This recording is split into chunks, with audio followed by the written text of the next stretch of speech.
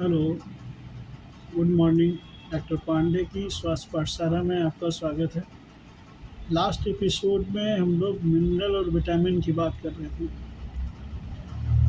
अब सबसे बड़ा सब चीज़ें हो गई, माइक्रो न्यूट्रिएंट्स हो गए, न्यूट्रिएंट्स हो गए।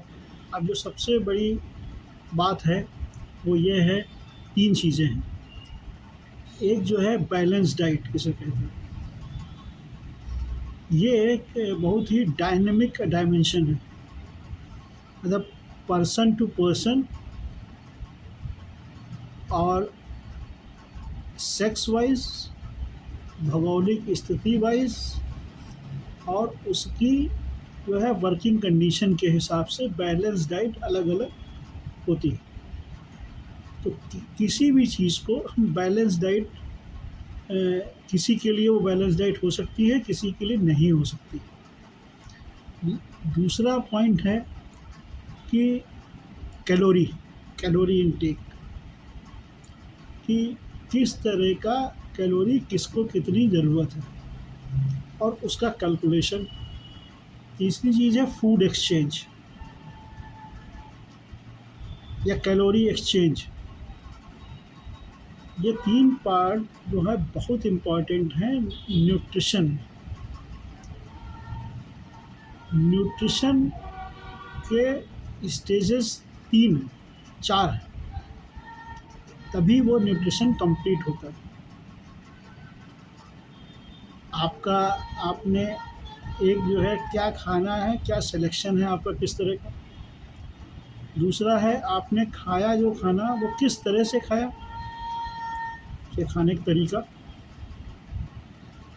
उसके पकाने का तरीका।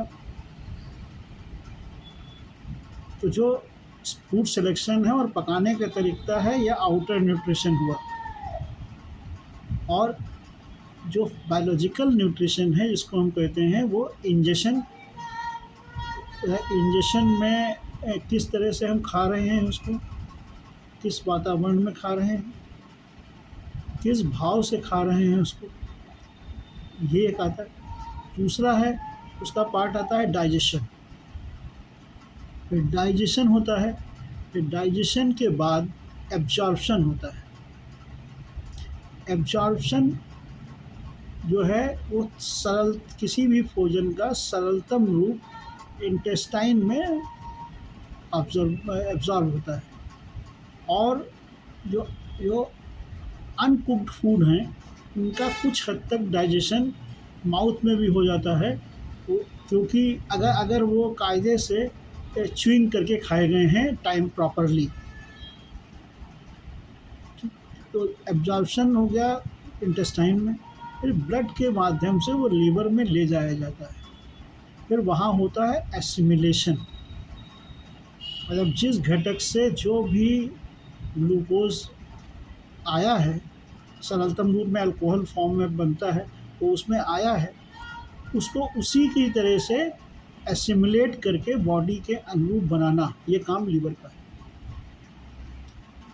तो इतना, इसके अलावा उसमें जो बेकार चीज़ें हैं उनको हटाना है। तो इतना सब इतनी सब सारी चीज़ें लीवर के एसिमिलेशन प्रोसेस, तब जाके न्यूट्रिशन कंप्लीट होता है। तो सबसे पहला क्या होगा, फूड सिलेक्शन, उसको कैसे कुकिंग उसकी कैसे की गई है। फिर आपका खाने का तरीका क्या है, किस जगह पर और किस भाव से और किस तरह से आप खा रहे हैं, इस पे डिपेंड करता है आपका डाइजेशन कैसा रहेगा। और डाइजेशन होने के बाद हम जो है एब्जॉर्प्शन होगा, एब्जॉर्प्शन के बाद लिवर में एसिमिलेशन होगा, तब न्यूट्रिशन पूरा होगा।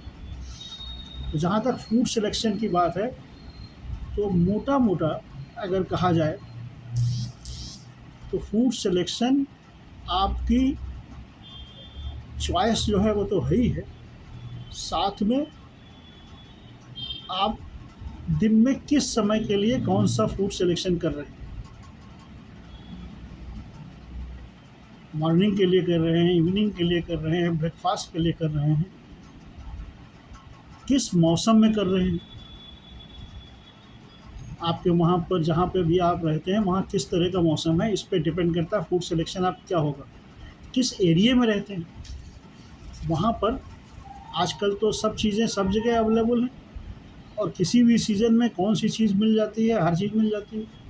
लेकिन इसका ज्ञान होना कि वास्तव में हमारे एरिया में इस सीज़न में क्या होता है, वही आपके लिए सबसे अच्छा न्यूट्रिशन फूड प्रोडक्ट होगा। सस्ते और मद्दे की कोई बात नहीं। दूसरा हिस्सा है कि आप उसको कुकिंग कैसे कर रहे हैं। जितने भी न्यूट्रिएंट्स होते हैं, इंडियन फूड प्रोडक्ट होते हैं, उनको जितना ही प्रोसेस किया जाएगा, जितना ही उसके सोर्स से तोड़ के लाया जाएगा, उसमें जितना दूरी होगी, जितना टाइम लगेगा, उसके अनुसार उसकी न्यूट्रिटिव वैल्यू कम होती जाएगी और सीज़न के बाहर की चीज़ों में न्यूट्रिटिव वैल्यू और कम हो जाएगी। ये विशेष सब ध्यान रखने की। अगर आप दोपहर का खाना ले रहे हैं तो आपका फूड सिलेक्शन थोड़ा सा हैवी चीज़ों का आप कर सकते हैं। जो इवनिंग का फूड सिलेक्शन कर रहे हैं तो वहाँ पर इवनिंग में आपको सबसे सरलतम फूड चाहिए, मतलब उसके लिए मेहनत ज़्यादा बॉडी को ना करनी पड़े। इसके बाद कुकिंग का आता है तो जितनी चीज़ें हम लोग जो हैं हीट में, जितनी हीट देते जाएंगे उतनी न्यूट्रिटिव वैल्यू फूड की कम होती जाएगी। तो इस तरह से हम लोग आगे एपिसोड में डिस्कस करेंगे कि और कैसे न्यूट्रिशन को कैसे काउंसिल किया जा सकता है, आप किस किस तरह से प्रॉपर अच्छी तरह समझ सकते हैं। धन्यवाद।